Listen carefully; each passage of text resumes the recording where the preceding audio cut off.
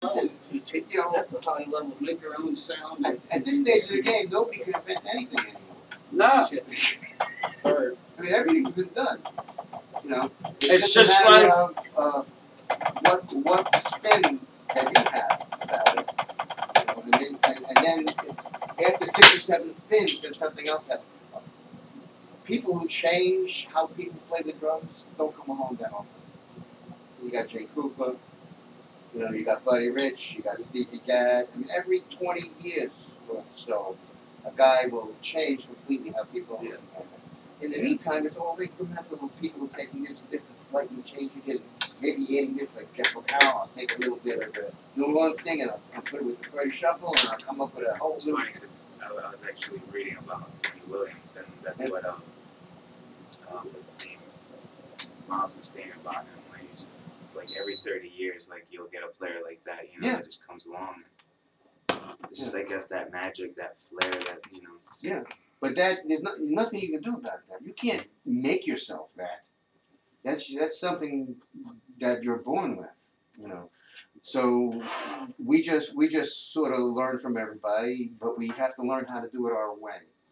And musicality can't be taught. Musicality has to come from ear or ear. Well, it's about listening, really. That's what. Yeah, but the creativity comes from either here or your heart or your brain or whatever. And that's And it's easier than you think because even if you play something that somebody else played, it's not the way they played it anyway.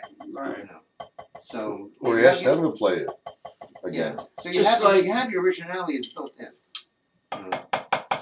Just like you said before, everything that's been done already. Well, William Shakespeare wrote comedy and tragedy. The Three Stooges copied from William Shakespeare. I mean, all theaters, truly, all. He wrote every plot line exactly 100 years ago. Exactly. William Shakespeare. He did every comedy line, every slapstick. Laurel and Hardy, Abbott and Costello, the Three Stooges. It was all done by William Shakespeare he had some serious actors too, not only comedians. Oh, yes. Well, it takes a serious actor to do comedy. That's the hardest acting in the world. Yes. What do you think about cover tunes?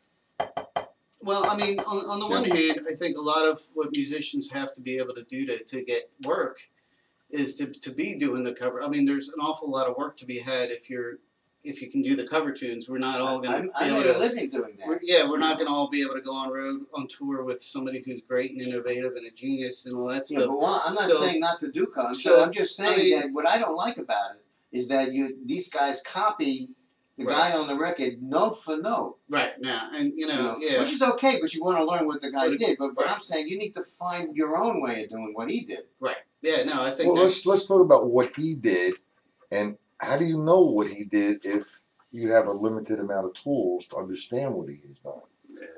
All right, cover tunes are not bad to do. It's a journey. It's a process. Okay, that's fine, but it's also a journey into playing music as an art form. Okay, and there's nothing wrong, like Alan said, playing cover tunes. It's great. But you can't stay there forever. You're missing out on your artistic work. And that's what I love about jazz too. It's because jazz is so open-ended and has to do with, okay, what's the bass player doing at this exact second, and how can I complement that? What's the, it's because your ears are just tuned into what's going on live. The other point is with jazz, they're doing cover tunes. They do the same tunes every night. They cover the same tunes. They're playing it different every time. Right. Yeah. What's in between certain things that have to be done is being played by the individual themselves. They could be doing whatever they want as long as they fit in within certain parameters. Well, the heads are the same. The solo sections can be spontaneous. Well, I played with guys, with bands, when they played with me and they started doing cover tunes, and I would start doing something crazy, and they would say, "Hey, what are you doing? That's all what's on the record," because they couldn't play with me. Yeah. You understand? They limited themselves. If they didn't hear what was on the record, they would get lost. Is that really playing? So you don't learn to play with somebody like that. It's an interaction. So, But you can create your own stuff, and that's the one beauty of all the technology today is, and the recording software and stuff like that is, you can develop your own stuff and put it out there for people to see. So I mean, so that's nice, and where you can create your own stuff as well. Unfortunately, probably a lot of the work for working musicians is well, you got to make a living. is playing with. Listen, I play Broadway. I played just same wanna damn become show a 8 good times a drummer. week for 4 years. I don't want to be a Yeah. star. I paid the bills really good. But I played the show. Well, there's a little bit magic different word every for that night. one, Jimmy. Yeah. What's that? Eh? Practice. It wasn't exactly the same film. Yeah. It was, certain things had to be. You had to hit the dances when they need to hit Oh. the dances. But I'm learning a lot just looking at other people's styles of playing, because it would not be anything like my normal style of playing. So I'm not trying to do exactly what you're doing, but I'm learning so much. And some of them are young guys and young kids, and I'm like, wow, he approached this song in a way that I would have never ever thought of approaching That's this why I'm song. constantly looking at YouTube. All the So new I think folks it's on kind of YouTube. cool. Because every once in a while I see some kid who's doing something that I never thought of, and I never saw anybody else do. Or And when he I may think a not have song, any hands or or when I any, think the any experience, but there's something that he heard naturally that just the way he's approaching how he's using the instrument. That's the word I was looking for. That's unstandard. The approach. What's your approach to attacking or learning a cover tune? What's your approach? How do you go about it? Look, I usually listen to it a couple of times, and then I'll just straight on. You Just- try just- everything note for note, or just you put play it. yourself in it? No, actually, it's funny what you mentioned before as far as playing everything exact. Like the stuff that I have up, maybe I'll get into that pocket that is supposed to play note for note with the bass or something like that.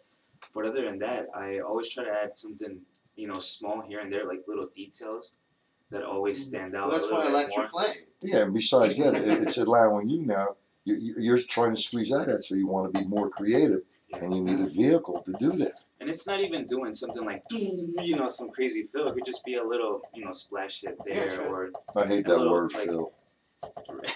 I hate that But word. like that, and that's why with the mental rehearsal that I'm doing, I'm watching drummers like the first time the first time maybe the head of the song is played, they're doing something. The second time around, to build the intensity of the head, they've changed up something very small to build that intensity.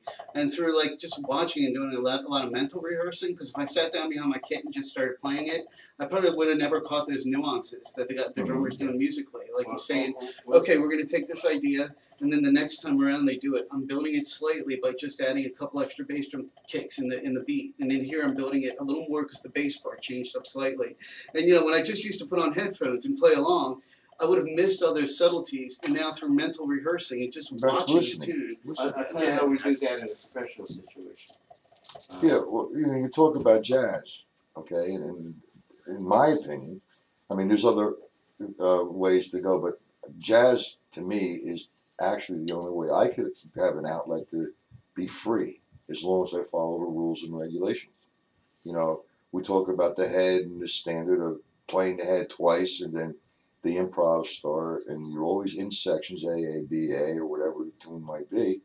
And within that tune, you're complimenting or you're having a conversation with the other musicians, but you're all in the same place with the melody. Jazz. That's another form of music that like recent years I've been getting more into it. I always loved it, but just not like straight on like always listen to it kind of thing. But it's more about, especially in a live setting, you have to listen constantly. Well, like that's you're the object. playing, and that's what I love about it. Like you have like you're improvising like certain areas, of course, and you're free to like roam around as long as, like you said, you're Keep playing. the rules and regulations. Yeah. But You're you're having a constant. conversation. It's like I'm listening to what you have to say. Right? And that's part of a conversation. So when you are playing with the other musicians, you're listening to them and you have something to say to what they just said, and you're saying it. Exactly. But how do we do that? Yeah, cover tunes are fine. But you need a lot of tools to bring that out. The more tools you have, the more it's going to allow you to be creative. And that's the journey of the art of drumming. Simple. There's nothing wrong with cover tunes. It's a vehicle. But if you remain there for the rest of your life, or you have something to prove. I don't even like the term cover tunes. Yeah, well, it's there. That's what they call it. I mean, Just like fills. When you go and do a club date, They're all cover tunes. Yeah, when it's Satin Doll, Everything you're doing Blue is Monk, Milestones, yeah, they're cover tunes, but not the way people, the majority of the young guys think of cover tunes. They think of cover tunes as what Rush has done. It's a note for note that Right. I am against. Not doing cover tunes, but playing. You can learn what somebody did as an academic exercise, but you want to play what you're going to play, not what he played. It doesn't have to be out of context to the cover tune. Yeah. And like I say,